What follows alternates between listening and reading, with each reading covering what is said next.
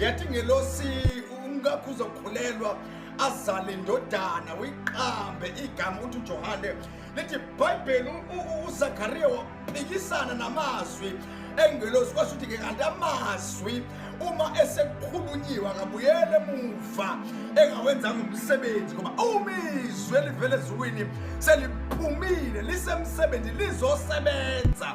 Noma ngabe kuthiwa elizosebenza kubo bayaliphikisa, kodwa the word is on duty. Lithi iBhayibheli yathi ingelosi mana-ke Zakhariya ithi ngikwazise mina nginguGabriel omi phambi kwakho, uGabriel oma phambi kaNkulunkulu. Lamazwi engiwakhulumayo amazwi avele emlonyeni kaNkulunkulu. Usathi uGabriel ngoba wena awulikholwanga izwi, ngoba awulikholwanga izwi nomsebenzi walo elizowenza empilweni yakho. Uthi uGabriel awuzukhuluma, uzovala umlomo ukuba ungakhulumi, ngoba ugadwe le ngozi yokuthi wena njengompristi inengozi into ongayikhuluma uma ungalikholwanga izwi. Uzosuke ukhuluma ungakholwa kubantu abathembele kuso. Ngamanye amagama ithi ingelosi wena fanele uvale umlomo until kufezekiswe leli lizwi uNkulunkulu alithumelile empilweni yakho. Ngamanye amagama bakhona abantu abanjengoZakhariya athi uNkulunkulu uma ezosebenza empilweni yabo